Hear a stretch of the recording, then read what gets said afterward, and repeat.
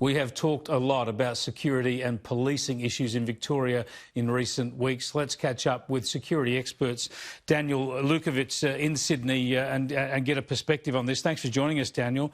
The first question I have relates to the over-policing, I suppose, that we're seeing from the Victorians. We had riot police going into Victoria markets. We've seen them hassling people for sitting on park benches.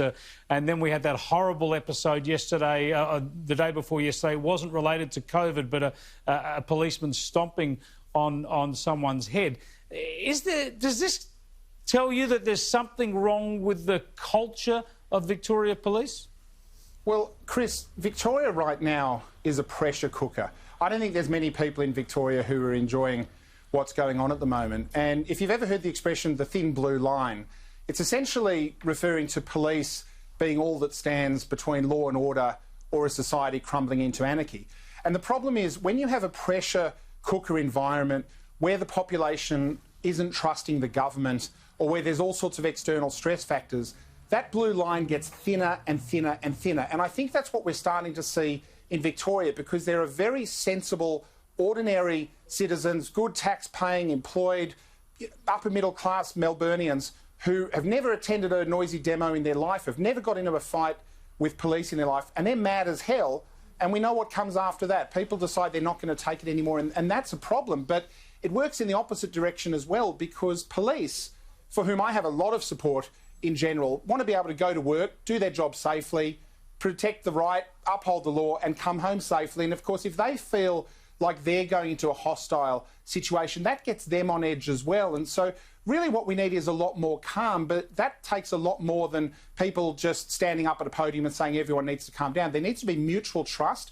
There needs to be good discretion. And unfortunately, that also means the police need to have a good working relationship with ordinary citizens as well, because most people do want to do the right thing. And just like, you know, there's a few bad cops, police overwhelmingly are good. And just like there's a few bad citizens, the citizenry are overwhelmingly good. So I think we just need to restore that sort of mutual level of trust. And unfortunately, a lot of what the Victoria Police has been captured on TV doing is not doing them any favours from a PR perspective.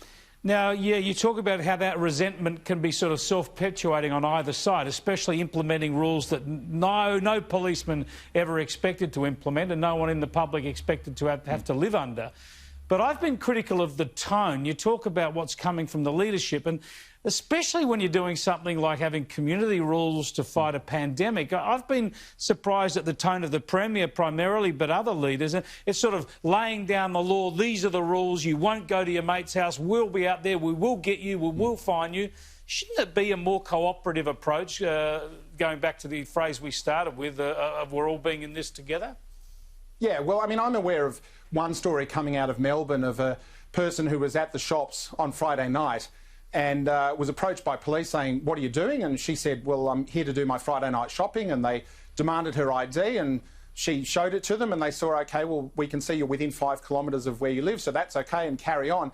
And when she got home, police were actually there and busted her for having been out for more than 1 hour. Now, this is probably a person who's never committed a crime in their life, pays their taxes and resents being treated by police that way. But, you know, at the same time, many of those police, without sort of invoking the Nuremberg defence of following orders, fundamentally, they get their instructions from their superior who gets it from the top, and they in turn get it from the political will. So it's going to get to the point where police find it incredibly frustrating and they're caught between a rock and a hard place. So, yeah, there's a serious leadership problem in Victoria that's making criminals out of ordinary tax-paying citizens, and that's not OK. Talking about leadership, what did the Victorian quarantine operation miss out on by not having ADF involvement early on? Sure. Well, by way of comparison, there's been a lot of criticism of the use of private security contractors, but if you look at, say, the New South Wales hotel quarantine, they've had over 65,000 guests come through that program. They've got upwards of 800 security cards deployed daily and over 1.5 million man-hours of work by private security, which is very impressive and has had none of the debacle that Victoria has, whereas in Victoria there was a total case study in how not to run a security exercise. And so a lot of people are saying, well, we should have had the ADF do it, we should have had the police do it. There's one or two fundamental differences. Now, you don't need ADF or police doing something that a security contractor could do, for example, basically just standing outside a door and calling someone if that door opens. It's not difficult work, but one of the things that the ADF and the police and other combat agencies like that are very good at is a chain of command and knowing who's in charge, whereas what we've seen from the hotel quarantine inquiry in Victoria so far is it's taken 4 or 5 weeks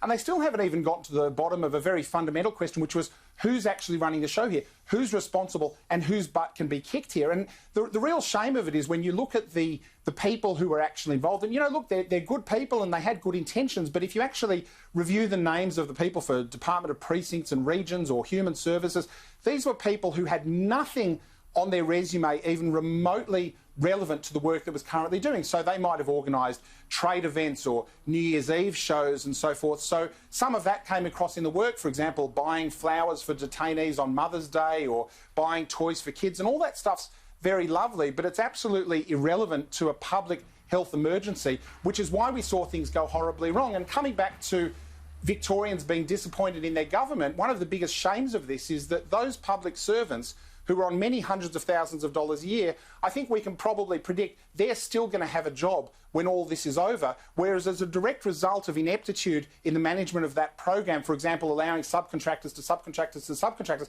there are ordinary Victorians who have lost everything. So the people responsible will have a job, will have a salary, and people who've done nothing wrong will lose theirs, and that breeds tremendous mistrust in government, and I don't see it ending well. Daniel, thanks for joining us. Thanks, Chris.